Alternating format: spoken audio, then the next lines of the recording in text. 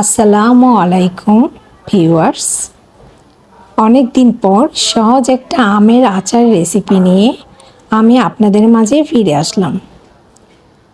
এখানে আমি 3 কেজি আমকে খুব সুন্দরভাবে ধুয়ে পরিষ্কার করে এভাবে কেটে নিয়েছি। এর মধ্যে দিয়ে দিচ্ছি 2 টেবিল চামচ লবণ। লবণ দিয়ে আমগুলোকে খুব ভালোভাবে মেখে নিচ্ছি, যেন প্রত্যেকটা আমের টুকরোর গায়ে গায়ে লবণটা লেগে যায়।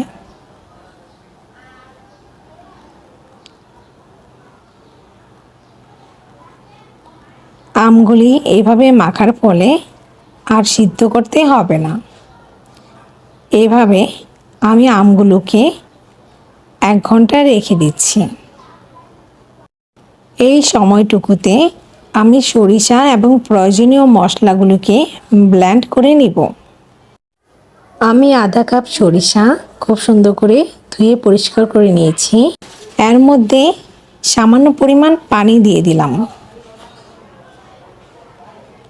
এখানে আমি 18 থেকে 20টার মতো শুকনো লাল মরিচ, 2টা বড় রসুন কোয়া ছাড়িয়ে নিয়েছি,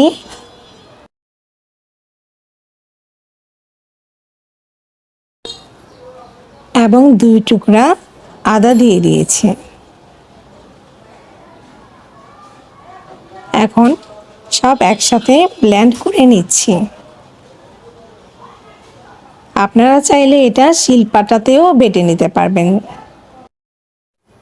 খুব সুন্দরভাবে ব্লেন্ড হয়েছে। তাছাড়া এখানে আমি আরও নিচ্ছি 12টা লাল শুকনো মরিচ, 2 টেবিল চামচ 5 ফোড়ন মিক্স, 1 কাপ পরিমাণ চিনি, 4 কাপ সরিষার তেল,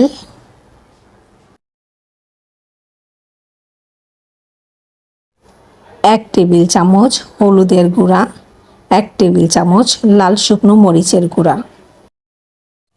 এ পর্যায়ে প্রথমে একটি হাঁড়ি চুলায় বসিয়ে এর মধ্যে দিয়ে দিলাম সরিষার তেল,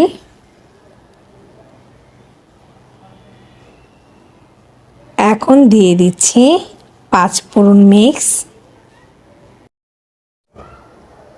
দিয়েছি লাল শুকনো মরিচ। এই পর্যায়ে চুলার তাপমাত্রা একদম কমিয়ে রাখতে হবে, যেন একদম মশলাগুলি পোড়া না লাগে।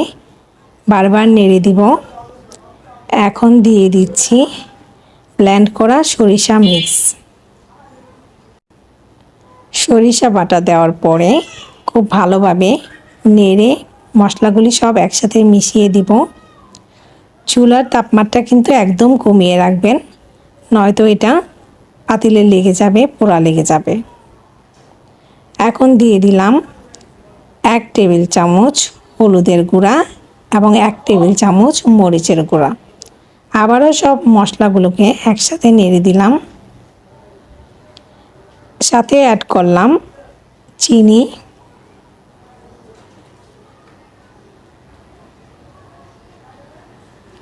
চিনি দিয়ে মশলাগুলোকে আবারও নেড়ে মিশিয়ে দিলাম। চুলার তাপমাত্রা কমিয়ে রেখে মশলাগুলোকে খুব সুন্দরভাবে কষিয়ে নিব। মশলা কষানো হলে এর মধ্যে লবণ পানি ঝরে যাওয়া আমগুলো কষানো মশলায় দিয়ে দিচ্ছি। এখন সুন্দরভাবে আমগুলোকে মশলার সাথে মিশিয়ে দিচ্ছি। চুলার তাপমাত্রা কিন্তু একদম কমিয়ে রাখতে হবে। আচারটা একটু বলক চলে আসলে এই পর্যায়ে আচারের লবণ চেক করে প্রয়োজনে 2 টেবিল চামচ লবণ মেশাচ্ছি। লবণের সাথে আচারগুলোকে খুব ভালোভাবে মিশিয়ে দিচ্ছি। বারবারে আচারগুলোকে নেড়ে দিচ্ছি, যেন পাতিলে না লেগে যায়। এ পর্যায়ে চুলার তাপমাত্রা একটু বাড়িয়ে দেব।